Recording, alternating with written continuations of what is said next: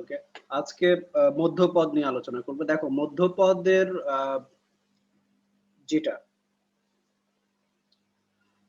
অনেকেই সমস্যায় পড়ে, কনফিউজড হয়ে যায় যে আহ, মধ্যপদ কখন একটা হবে, মধ্যপদ কখন দুইটা হবে। এটা বোঝার জন্য আমরা সহজ একটা ব্যাপার মনে রাখতে পারি। যেমন দেখো, আমাদের সেই ছোটবেলার সূত্র a plus b whole square, এটা ইকুয়ালস টু কি a square plus 2ab plus b square, আর হলো a plus b whole cube equals to কি a cube plus 3 a square b plus 3ab square plus b cube। তাহলে এই যে এই সূত্র দিয়েই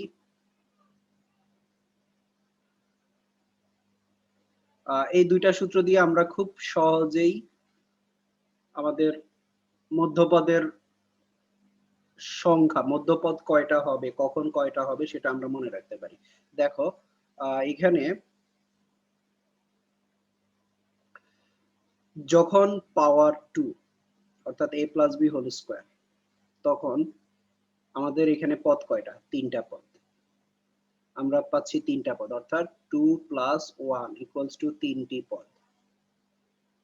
অর্থাৎ দ্বিপদীর বিস্তৃতি, এটা তো আমরা গত লেকচারে জেনেছি যে দ্বিপদীর ঘাত যত হবে তার থেকে একটা পদ বেশি হবে, অর্থাৎ তত প্লাস 1 সংখ্যক পদ হবে। তাহলে এখানে পাওয়ার 2 আছে, তাহলে পদ হচ্ছে 2 প্লাস 1 অর্থাৎ তিনটা। আবার এখানে পাওয়ার 3 আছে, তাহলে পদ সংখ্যা হলো 3 প্লাস 1 মানে চারটা। এই যে চারটা আমরা দেখতে পাচ্ছি, একটা, দুইটা, তিনটা, চারটা। এখন দেখো যখন পাওয়ার 2, 2টা কি জোড়। এখন এটাকে যদি আমরা এইভাবে চিন্তা করি যে a প্লাস বি, বা a প্লাস না বলে আমরা x plus y whole to the power m, এত এর বিস্তৃতিতে, এত এর বিস্তৃতিতে মধ্যপদ। এখন মধ্যপদের কথাটা আসবে কখন? n এর মানের উপর বেস করে। n এর মান জোড় হলে কি হবে, n এর মান বিজোড় হলে কি হবে। আমরা উপরের সূত্রটার দিকে যদি তাকাই, a plus b whole square, তখন মধ্যপদ আমরা তখন পদ পাচ্ছি আমরা তিনটা। তাহলে মধ্যপদ হবে কয়টা? একটা। দেখো মধ্যপদ হলো কত নাম্বার পদ? 2 নাম্বার পদ। আবার যখন n এর মান বিজোড়, তখন আমরা মধ্যপদ দেখতেছি কয়টা? দুইটা মধ্যপদ, দুইটা মধ্যপদ। এখন এটা হলো কততম পদ? যেমন এটা 1 তম পদ, 2 তম। তাহলে যখন পাওয়ার 2 হচ্ছে তখন মধ্যপদ হচ্ছে দ্বিতীয় পদ। যখন পাওয়ার 3 হচ্ছে তখন মধ্যপদ হচ্ছে কত? দুইটা। কত কত? 1 নাম্বার পদ, 2 নাম্বার, 3 নাম্বার, 4 নাম্বার। তাহলে 2 নাম্বার এবং 3 নাম্বার পদ দুইটা হচ্ছে মধ্যপদ। এখন এই যে দেখো যখন পাওয়ার 2, তখন আমরা মধ্যপদ কততম পদ সেটা হলো 2 কে 2 দিয়ে ভাগ করে 1 যোগ করলে তাহলে কি দাঁড়াচ্ছে? 1 প্লাস 1 মানে 2, দ্বিতীয় পদ, এততম পদ। তার মানে যখন n জোড় হবে তখন ওই জোড়টাকে 2 দিয়ে ভাগ করে 1 যোগ করলে যেটা পাবো সেটা হচ্ছে মধ্যপদ। অর্থাৎ এখানের মধ্যে এত এর মধ্যপদ, 1 নাম্বার শর্ত, n জোড় হলে, n জোড় হলে মধ্যপদ থাকবে কয়টা? তাহলে একটা মধ্যপদ থাকবে। এবং সেই মধ্যপদটি হচ্ছে কি, n কে আমরা 2 দিয়ে ভাগ করে 1 যোগ করব, এততম পদ। ব্যাপারটা দেখো, অর্থাৎ যখন n জোড় হবে, n কে 2 দিয়ে ভাগ যাবে, তখন কি হবে? মধ্যপদ হবে n বাই 2 প্লাস 1 তম পদ, অর্থাৎ মধ্যপদ থাকবে কয়টা? একটা। আবার যখন n বিজোড় হবে তখন কি হবে? দেখো এখানে 3 হলে আমরা মধ্যপদ হচ্ছে দুইটা মধ্যপদ পাবো, একটা হলো দ্বিতীয় পদ আর একটা হলো তৃতীয় পদ। এখন এই 3টাকে যদি আমরা 2 দিয়ে ভাগ করতে যাই তাহলে কি ভগ্নাংশ আসে, তার মানে পদ সংখ্যা ভগ্নাংশ হয় না। তাহলে কি করব? প্লাস 1 বাই 2 তম পদ, তার মানে কি n প্লাস 1 বাই 2, তার মানে কত? এখানে 3 প্লাস 1 বাই 2, 3 প্লাস 1 বাই 2, তার মানে তৃতীয় পদ। দ্বিতীয় পদ হচ্ছে মধ্যপদ একটা। তারপরে হচ্ছে ওই 3 প্লাস 1 বাই 2 আর হলো এটার সাথে 1 যোগ করলে এততম পদ, তার মানে হলো তৃতীয় পদ। তাহলে দেখো এটাকে আমরা এখন ফর্মুলা আকারে লিখতে পারি। তার মানে আমরা এখান থেকে দেখতে পাচ্ছি যে যখন n বিজোড় হবে, অর্থাৎ দ্বিপদীর ঘাত বিজোড় হবে, দ্বিপদীর ঘাত যখন বিজোড় হবে তখন মধ্যপদ থাকবে কয়টা? দুইটা। সেই মধ্যপদটা হবে কত? বিজোড় হলে আমরা এখন মনে রাখার উপায় কি? একটা হলো n+1 ডিভাইডেড বাই 2, আরেকটা হলো n/2 + 1। কখন কোনটা হবে? যখন 2 দিয়ে বিভাজ্য হবে অর্থাৎ জোড় হবে তখন n/2 2 দিয়ে ভাগ করে দিব, আর যখন বিজোড় মানে ভাগ যাবে না তখন 1 যোগ করে ভাগ করব। যখন সরাসরি 2 দিয়ে ভাগ যাবে তখন ভাগ করে দিব, ভাগ করে 1 যোগ করব। আর যখন ভাগ যাবে না তখন 1 যোগ করে তারপরে ভাগ করব। তার মানে n যখন বিজোড় হবে, n বিজোড় হলে মধ্যপদ হলো 2টা। বিজোড় হলে মধ্যপদ হবে কয়টা? 2টা। তুমি কখন একটা হবে, কখন 2টা হবে? জোড় হলে কি একটা হবে না 2টা হবে সেটা মনে রাখার জন্য সহজ উপায় হচ্ছে তুমি a + b whole square, a + b whole cube, 2টা সূত্র সামনে নিয়ে আসো, তাহলে তুমি ইজিলি বুঝতে পারবে। তাহলে n যখন বিজোড় হচ্ছে তখন মধ্যপদ হবে কত? মধ্যপদ n+1/2 তম পদ, আর আরেকটা হলো n+1/2 + 1 তম পদ। আবার এটাকে এভাবেও লেখে, এততম ও এততম পদ। তাহলে মধ্যপদ থাকবে কয়টা? 2টা। এখন তোমাকে একটা বিস্তৃতি দিয়ে যদি বলা হয় এত এর বিস্তৃতিতে মধ্যপদ নির্ণয় করো, তাহলে প্রথমেই তোমাকে চেক করতে হবে যে n কি জোড় না বিজোড়। যদি বিজোড় হয় তাহলে মধ্যপদ থাকবে 2টা, যদি জোড় হয় তাহলে মধ্যপদ থাকবে একটা। এখন কততম পদটা হলো মধ্যপদ সেটা তোমাকে বের করে তারপরে সাধারণ পদের সূত্র দিয়ে আমরা সাধারণ পদের সূত্র অ্যাপ্লাই করে আমরা মধ্যপদটা বের করব। এখন মধ্যপদের সাধারণ পদের সূত্রটা কি? ওই যে r+1 তম পদ। r+1 তম পদ কি? ncr a টু দি পাওয়ার বা x to the power n - r y two the power n। এখন এইখানে এটার ক্ষেত্রে দেখো এই যে n+1, আমি আরেকটা বলি, এখানে আমরা বললাম কি n+1/2, n+1/2 তম পদ, আরেকটা বললাম n+1/2 + 1 তম পদ। এখন এটাকে অনেকে আবার এইভাবে লেখে, একটা হলো n-1/2 + 1 তম পদ, আবার অনেকে লিখে হচ্ছে n+1/2 + 1 তম পদ। একই কথা। এটা হলো এটা আর এটা হলো এটা। এখন যেভাবেই লিখুক না কেন তোমার সেক্ষেত্রে সমস্যা হবে না, কারণ এখানে তোমার দরকার হলো কততম পদ। এখন দেখো আমরা যদি একটা অঙ্ক অ্যাপ্লাই করি, একটা অঙ্ক করতে যাই, তাহলে আমরা আরো সহজে বুঝতে পারবো। যেমন এখানে একটা অঙ্ক দেখি। এখানে বলা হলো thrice x² -1/2 x whole to the power 8 এত এর বিস্তৃতিতে কততম পদটি মধ্যপদ? এত এর বিস্তৃতিতে কততম পদ মধ্যপদ এবং এর মান নির্ণয় করো। এর মান নির্ণয় করো। ওকে, তাহলে এই অঙ্কটা দেখো, আমরা যদি পাওয়ারের দিকে তাকাই অর্থাৎ দ্বিপদীর পাওয়ার কত? 8 আছে। 8টা হলো কি? জোড়। তাহলে মধ্যপদ কয়টা থাকবে? a + b whole square. যখন স্কয়ার হচ্ছে তখন পদ সংখ্যা কত? মধ্যপদ হচ্ছে একটা এখানে। তাহলে এখানে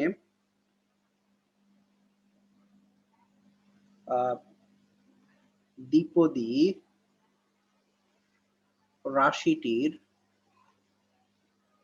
ঘাত 8 যা জোড়। তাহলে অতএব মধ্যপদ কয়টা থাকবে? মধ্যপদ একটি, এবং মধ্যপদটি হলো, তাহলে মধ্যপদটা হবে কততম পদ? 8 কে 2 দিয়ে ভাগ যাচ্ছে, তাহলে 2 দিয়ে ভাগ করে +1, অর্থাৎ এখানে হবে 8/2 + 1 তম পদ। তাহলে ইকুয়ালস টু এখানে আসবে 4 + 1 তম পদ।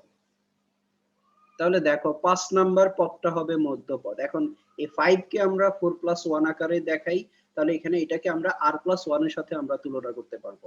তাহলে এত এর বিস্তৃতিতে অতএব 4 প্লাস 1 তম পদ ইকুয়ালস টু কত, r প্লাস 1, ওই যে ncr মানে 8c কত 4, প্রথম পদ হচ্ছে thrice x স্কয়ার আর দ্বিতীয় পদ হলো মাইনাস 1 বাই টুয়াইস এক্স। তাহলে এখানে 4 আছে, তাহলে দ্বিতীয় পদের পাওয়ার কি আসবে, 4 আসবে। আর এখানে আসবে কত, টোটাল হলো 8, তাহলে এটা 4 হলে আর এটাও কি হবে, 4 হবে। অর্থাৎ আমরা এটাকে আরেকটু ভেঙে লিখতে পারি 8 মাইনাস 4, এইভাবে দেখাইতে পারি বা সরাসরিও লিখতে পারি। তাহলে এখানে আসবে 8c4, তারপরে হচ্ছে 3 to the power 4 x to the power কত 8 মাইনাস 1 টু দি পাওয়ার 4, তারপরে হলো 2 টু দি পাওয়ার মাইনাস 4 আর x টু দি পাওয়ার কত মাইনাস 4।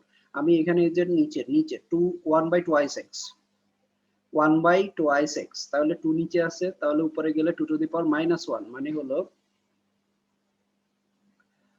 এখানে 2 টু দি পাওয়ার 1 বাই 2 মানে কি 2 টু দি পাওয়ার মাইনাস 1, তাহলে এটার পাওয়ার 4 মানে কি এটার পাওয়ার 4, তার মানে 2 to the power minus 4। Same একই ভাবে x টু দি পাওয়ার কত মাইনাস 4 আসবে। তাহলে এখান থেকে যদি আমরা ক্যালকুলেশন করি 8c4 তারপরে হলো 3 to the power 4 into minus 1 এর পাওয়ার 4 জোর আছে, তাহলে এটা প্লাস হয়ে যাবে, তারপরে হলো 2 টু দি পাওয়ার মাইনাস 4 আর x টু দি পাওয়ার কত আসবে 4 আসবে। এখানে 8 মাইনাস 4, তার মানে হলো 8 মাইনাস 4 মানে 4 আসবে। তাহলে এটাকে ক্যালকুলেশন করলে আমরা যেটা পাবো সেটাই হচ্ছে মধ্যপদ। তাহলে এটা equals to 8c4 3 to the power 4 by 2 to the power 4 আর হলো x টু দি পাওয়ার 4। এখন তুমি এটা সংখ্যাটা বের করবা, বের করে যদি দেখো যে ছোট আছে তাহলে এটা বসাই দিবা আর x টু দি পাওয়ার 4 আসবে, আর না হলে এইভাবে রাখলেও ওকে। তাহলে এটাই হলো আনসার। এটা হলো মধ্যপদ সম্পর্কিত অঙ্ক। আচ্ছা 1 প্লাস পরের অঙ্ক 1 plus x whole to the power 44 এর বিস্তৃতিতে 21তম ও 22তম পদ দুইটি সমান হলে x এর মান নির্ণয় করো। তাহলে দেখো এখানে 21তম পদ এবং 22তম পদের কথা বলা হলো। তাহলে 21তম এবং 22তম, তাহলে 21 কে আমরা কি লিখতে পারি 1 plus x whole to the power 44 এত এর বিস্তৃতিতে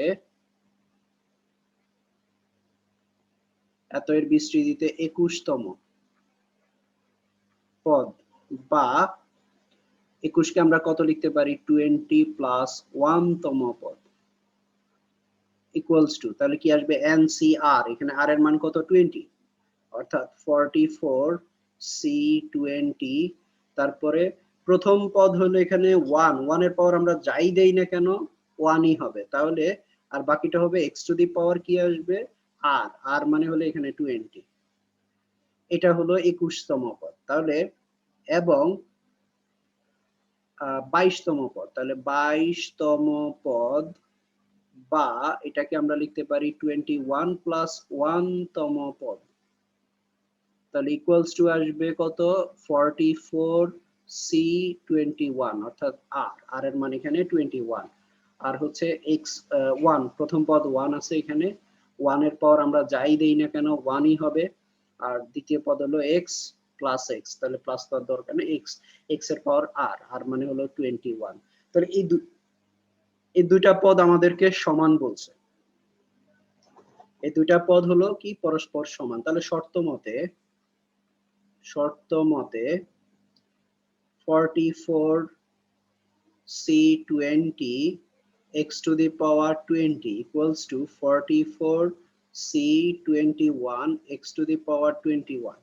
তাহলে বা এখানে আমরা যদি একটু সাইড চেঞ্জ করি, চেঞ্জটা কিভাবে, x কে যদি আমরা এই পাশে নেই আর এটাকে যদি আমরা এই পাশে পাঠাই তাহলে সেক্ষেত্রে আমরা কি পাচ্ছি, আমরা এখান থেকে পাবো হলো 44 C20 বাই হচ্ছে 44 C21 equals to x to the power 21 by x to the power 20। ওকে, বা 44C20। তাহলে এই ক্ষেত্রে NCR এর ফর্মুলাটা আমরা ইউজ করব, সূত্রটা। তাহলে এখানে NCR ইকুয়ালস টু কি, n factorial divided by n minus r factorial into r factorial. তাহলে সেই ক্ষেত্রে 44C20 এটা ইকুয়ালস টু কি আসবে, উপরে আসবে 44 ফ্যাক্টোরিয়াল, 44 ফ্যাক্টোরিয়াল আসবে, 44 factorial divided by 44 minus 20 factorial আর হলো r factorial মানে হলো 20 factorial divided by 44 factorial, তারপরে হচ্ছে নিচে আসবে 44 minus 21 factorial আর হলো 21 factorial equals to, এই ক্ষেত্রে আমরা দেখতে পাচ্ছি x to the power 20 by হলো x to the power 21 by x to the power 20, তার মানে x আসবে এখান থেকে 21 মাইনাস 20, তার মানে হলো x। ওকে, বা তাহলে এখানে আমরা যদি ভেঙে লিখি 44 ফ্যাক্টোরিয়াল আর এদিকে হলো 24 ফ্যাক্টোরিয়াল ইনটু 20 ফ্যাক্টোরিয়াল, আর গুণ দিলে নিচেরটা উল্টে যাবে, তাহলে 23 ফ্যাক্টোরিয়াল 21 ফ্যাক্টোরিয়াল আর নিচে হলো 44 ফ্যাক্টোরিয়াল ইকুয়ালস টু হলো x। বা এখান থেকে আমরা 44 ফ্যাক্টোরিয়াল কাটতে পারি, তাহলে আমাদের থাকবে কি, এখন এইখানে আরেকটা ব্যাপার দেখো, আমরা 6 ফ্যাক্টোরিয়ালকে কি লিখতে পারি, 6 ফ্যাক্টোরিয়াল মানে হলো 6, তারপরে হলো 5 4 3 2 1, এভাবেই তো। তো এখন এই যে 1 থেকে 5 পর্যন্ত হলো কত, 5 ফ্যাক্টোরিয়াল, তার মানে 6 ফ্যাক্টোরিয়ালকে আমরা লিখতে পারি 6 ইনটু 5 ফ্যাক্টোরিয়াল। একইভাবে 5 ফ্যাক্টোরিয়াল যদি থাকে তাহলে আমরা লিখতে পারি 5 ইনটু 4 ফ্যাক্টোরিয়াল, অর্থাৎ এক কম ফ্যাক্টোরিয়াল। বা 6 কে আবার আমরা এইভাবেও লিখতে পারি 6 ফ্যাক্টোরিয়াল মানে 6 ইনটু 5 ইনটু 4 ফ্যাক্টোরিয়াল, এভাবে আমরা লিখতে পারি, অর্থাৎ আমাদের প্রয়োজন। তাহলে আমরা এখন এখানে দেখতেছি 23 ফ্যাক্টোরিয়াল আছে, এই যে এখানে আছে 23 ফ্যাক্টোরিয়াল আর এখানে আছে 24 ফ্যাক্টোরিয়াল, তাহলে এই 24টা বড় আছে, তাহলে 24 ফ্যাক্টোরিয়ালকে আমরা 24 ইনটু তার থেকে এক কম ফ্যাক্টোরিয়াল আকারে লিখতে পারি, অর্থাৎ 24 ইনটু 23 ফ্যাক্টোরিয়াল। আর আবার এখানে উপরে আছে 23 ফ্যাক্টোরিয়াল।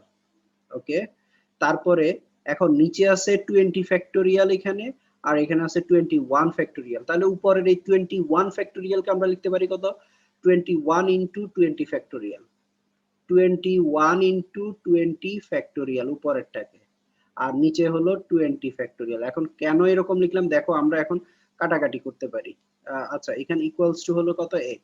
এখন যদি আমরা কাটাকাটি করি 23 ফ্যাক্টোরিয়াল আর 23 ফ্যাক্টোরিয়াল বাদ যাবে, 20 ফ্যাক্টোরিয়াল আর 20 ফ্যাক্টোরিয়াল বাদ যাবে, তাহলে এখান থেকে আমরা পাবো কি, এখান থেকে আমরা পাচ্ছি x ইকুয়ালস টু এখানে 21 বাই 24, বা x ইকুয়ালস টু 3 দিয়ে যদি আমরা ভাগ করি উপরে নিচে, তাহলে সেক্ষেত্রে 7/8, এটাই হলো আমাদের আনসার।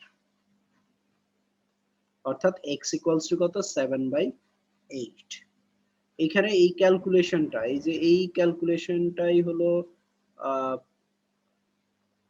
এই ক্যালকুলেশনটা, এরপরে গিয়ে হলো এখানকার এই ক্যালকুলেশনটা, এই দুইটা ক্যালকুলেশন। এখানে তো শুধু সূত্র অ্যাপ্লাই করছি আমরা, সরাসরি সূত্র অ্যাপ্লাই করছি, আর নিচের এই ক্যালকুলেশনটা একটু তোমার মাথায় রাখতে হবে যে কিভাবে লেখা যায়, তার জন্য এই ব্যাপারগুলা। স্যার ডাইরেক্ট ক্যালকুলেশন করলে হবে না, মানে ক্যালকুলেটর দিয়ে? ক্যালকুলেটর দিয়ে হ্যাঁ হবে না তা না, হবে, কিন্তু তোমার এখানে যেই জন্য তোমার শিখন ফলটা যাচাই করা যাচ্ছে না আর কি। কারণ এখানে পরীক্ষা কিভাবে ক্যালকুলেশনটা দেখাতে একটা হবে? শিক্ষণফলের অন্তর। হ্যাঁ, পরীক্ষা কি মানে এভাবে করে দেখাতে হবে? হ্যাঁ, এইভাবে করে দেখানোটাই বেটার হবে। স্যার কারণ ক্যালকুলেটরে হলো, করা তো একটা শিক্ষণফল। না, ক্যালকুলেটর অ্যাপ্লাই করা এটা শিক্ষণফল না, এটা তো সব ক্ষেত্রেই শিক্ষণফল কি, যে সৃজনশীল প্রশ্নের যে 4টা মার্কস যে বরাদ্দ থাকে, 4টা মার্কস কিন্তু 4টা ভিন্ন ভিন্ন অংশের জন্য বরাদ্দ থাকে। এখন তুমি এই ক্যালকুলেশনের জন্য যদি 1 নাম্বার বরাদ্দ থাকে, তাহলে যদি তুমি এই ক্যালকুলেশনটা যদি বিস্তারিত না দেখাও, তার মানে কি তুমি 1 নাম্বার থেকে বঞ্চিত হচ্ছ। তোমার সেই 1 নাম্বারটা দেওয়ার জায়গা থাকতেছে না, স্কোপ থাকতেছে না।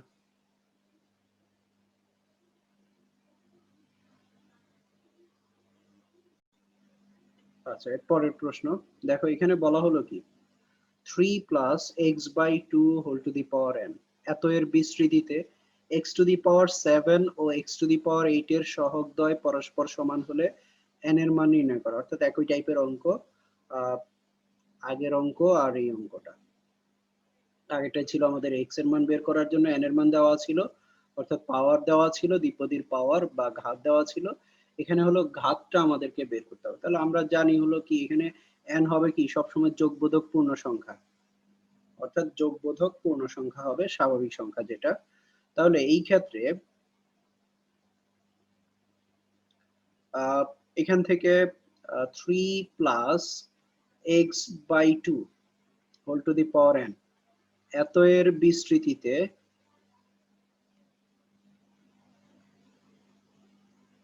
x টু দি পাওয়ার 7 এবং x টু দি পাওয়ার 8 এর সহগদ্বয় সমান। তাহলে আমাদের আগে কি করতে হবে, x টু দি পাওয়ার 7 আর x টু দি পাওয়ার 8 এর সহগ বের করতে হবে, তারপরে সে দুইটা সমান হবে। এখন এত এর বিস্তৃতিতে যদি আমরা এখানে সাধারণ পদটা বের করি, অর্থাৎ r প্লাস 1 তম পদ, তাহলে সেটা কি আসবে, এত এর বিস্তৃতিতে r প্লাস 1 তম পদ, যেহেতু আমরা এখানে জানি না কততম পদ x টু দি পাওয়ার 7 আছে বা কোন পদ x টু দি পাওয়ার 8 আছে, এই ব্যাপারগুলো আমরা জানি না। তো সেই ক্ষেত্রে আমরা কি করব, এখানে সাধারণ পদটা বের করব। এই সাধারণ এততম অর্থাৎ r প্লাস 1 তম পদ ইকুয়ালস টু হবে কি NCR 3 to the power n minus r, আর হলো এখানে কি x by 2 whole to the power r। তাহলে এটাকে একটু যদি আমরা ক্যালকুলেশন করি, NCR 3 to the power n minus r into 2 to the power minus r into x to the power r। এখন দেখো আমাদের দরকার কি, x টু দি পাওয়ার 7 এবং x টু দি পাওয়ার 8 এর সহগ দরকার। তাহলে যখন r প্লাস 1 তম পদ হচ্ছে, তখন x টু দি পাওয়ার আমরা পাচ্ছি কত, r। এখানে আমরা পাচ্ছি কি x to the power r, এই টার্মটার দিকে যদি আমরা একটু খেয়াল করি, x টু দি পাওয়ার। তাহলে এইখানে x টু দি পাওয়ার 7 এর সহগ পাবো কখন, যখন এই যে r এর মানটা যদি 7 হয়, r এর মান যদি 7 হয়, তাহলে এখানে 7 বসাইলে, r এর জায়গায় 7 বসাইলে আমরা যে টার্মটা পাবো সেইটা হচ্ছে x টু দি পাওয়ার 7 যুক্ত পদ। x টু দি পাওয়ার 7 বাদ দিয়ে বাকি যেটা x টু দি পাওয়ার 7 এর সাথে যেটা থাকবে সহগ, সেটাই হলো x টু দি পাওয়ার 7 এর সহগ। ঠিক একই ভাবে যখন আমরা এখানে r এর মান 8 বসাবো, কারণ এখানে দেখো এখানে r এর মান যখন 8 বসাবো, তখন x টু দি পাওয়ার 8 এর সহগ আমরা পাবো। তাহলে এই ক্ষেত্রে আমরা বলতে পারি যে x টু দি x না r ইকুয়ালস টু 7 ও 8 হলে x টু দি পাওয়ার 7 ও x টু দি পাওয়ার 8 বিশিষ্ট পদ পাওয়া যাবে, বা x টু দি পাওয়ার 7 ও x টু দি পাওয়ার 8 যুক্ত পদ পাওয়া যাবে। তাহলে এই ক্ষেত্রে আমাদের লিখব কি আমরা, r ইকুয়ালস টু 7 ও 8 হলে x টু দি পাওয়ার 7 ও x টু দি পাওয়ার 8 যুক্ত পদ পাওয়া যাবে।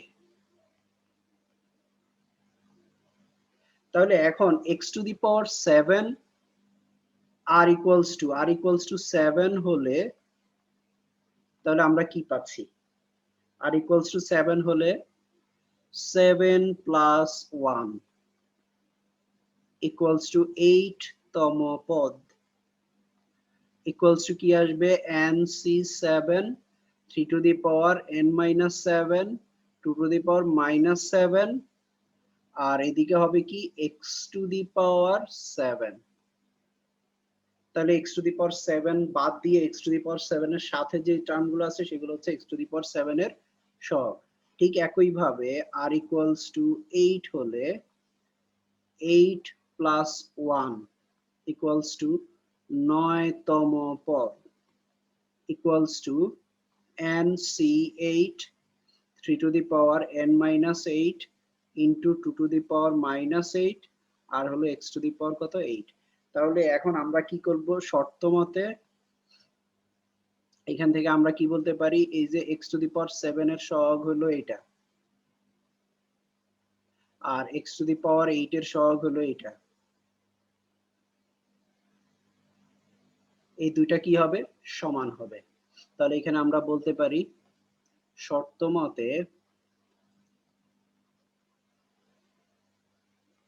nc7 3 to the power n minus 7 2 to the power minus 7 equals to হলো nc8 3 to the power n minus 8 2 to the power minus 8 এটা। এখন ক্যালকুলেশন করে এখানে দেখো একমাত্র n ই আছে, একটা চলক আছে এই ইকুয়েশনের মধ্যে, আমরা ইজিলি n এর মান বের করতে পারবো। তাহলে বা এখন nc7 সূত্র কি n factorial divided by n minus 7 factorial into 7 factorial আর এখানে আছে 3 to the power n minus 7 2 to the power minus 7 equals to nc8 মানে হলো n factorial divided by n minus 8 factorial আর হলো কত 8 ফ্যাক্টোরিয়াল তারপর হলো 3 to the power n minus 8 আর হলো 2 টু দি পাওয়ার মাইনাস 8। ওকে, বা এখানে উভয় পাশ থেকে আমরা n ফ্যাক্টোরিয়াল কেটে দিতে পারি। তারপরে এই যে 2 টু দি পাওয়ার মাইনাস 7 তারপরে 3 to the power n minus 7 এগুলাকে যদি আমরা এক পাশে নিয়ে যাই তাহলে কি পাচ্ছি আমরা, বা এখান থেকে 3 to the power n minus 7 আর হলো 2 টু দি পাওয়ার মাইনাস 7 আর এদিকে 3 to the power n minus 8 2 to the power minus 8 অর্থাৎ এই যে টার্মগুলোকে বাম পাশে নিয়ে আসলাম আর এই যে এইটাকে অর্থাৎ n মাইনাস 7 ফ্যাক্টোরিয়াল এটাকে ডান পাশে নিয়ে গেলে উপরে চলে যাবে অর্থাৎ n মাইনাস 7 ফ্যাক্টোরিয়াল আর এদিকে হলো 7 ফ্যাক্টোরিয়াল আর নিচে থাকবে হলো n মাইনাস 8 ফ্যাক্টোরিয়াল বা তাহলে ক্যালকুলেশন করলে আমরা এখানে পাবো কি 3 to the power n minus 7 minus n plus 8 আর এদিকে 2 to the power minus 7 plus 8 সূচক ইকুয়ালস টু ডান পাশে দেখো এখানে n মাইনাস 7 ফ্যাক্টোরিয়াল আছে উপরে আর নিচে আছে n মাইনাস 8 ফ্যাক্টোরিয়াল। তাহলে কোনটা বড়? n মাইনাস 7 টা বড়। তাহলে এটাকে আমরা লিখতে পারি n মাইনাস 7 ইনটু এটা থেকে এক কম ফ্যাক্টোরিয়াল অর্থাৎ n মাইনাস 7 ইনটু এটা থেকে এক কম মানে মাইনাস 8 তাহলে n মাইনাস 8 ফ্যাক্টোরিয়াল লিখতে পারি আর উপর আর 7 ফ্যাক্টোরিয়াল আছে আবার নিচে হলো n মাইনাস 8 ফ্যাক্টোরিয়াল আবার 8 ফ্যাক্টোরিয়াল আছে 8 কে আমরা 8 ফ্যাক্টোরিয়াল আর উপর আছে 7 ফ্যাক্টোরিয়াল তাহলে 8 ফ্যাক্টোরিয়াল কে আমরা লিখতে পারি 8 ইনটু এক কম ফ্যাক্টোরিয়াল অর্থাৎ 8 থেকে এক কম মানে 7 ফ্যাক্টোরিয়াল তাহলে 8 ইনটু 7 ফ্যাক্টোরিয়াল। এখন আমরা বাম পাশে এখানে যদি লিখতে 3 টু দি পাওয়ার কত n কাটা যাবে এখানে আমরা দেখতে পাচ্ছি n বাদ যাবে তারপরে এখানে n মাইনাস 8 ফ্যাক্টোরিয়াল বাদ যাবে 7 ফ্যাক্টোরিয়াল বাদ যাবে তারপরে ক্যালকুলেশন করলে আমরা পাচ্ছি এখান থেকে মাইনাস 7 প্লাস 8 তার মানে 1 আর হলো 2 to the power minus 7 plus 8 তার মানে 1 ইকুয়ালস টু এখানে থাকতেছে হচ্ছে n মাইনাস 7 ডিভাইডেড বাই কত থাকতেছে 8 তাহলে বা এখানে হলো 6, তাহলে n মাইনাস 7 কোনাকুনি গুণ করলে 6, 6 8 48, 48, তাহলে বা n ইকুয়ালস টু 48 প্লাস হলো 7, অতএব n ইকুয়ালস টু হলো কত 55। তাহলে এটাই হলো আমাদের আনসার। দেখো n হলো পূর্ণ সংখ্যা, অর্থাৎ ধনাত্মক পূর্ণ সংখ্যা। এটাই হলো আনসার। n এর মান আমাদেরকে বের করতে বলা হলো, আমাদের বলা হলো n এর মান নির্ণয় করার জন্য।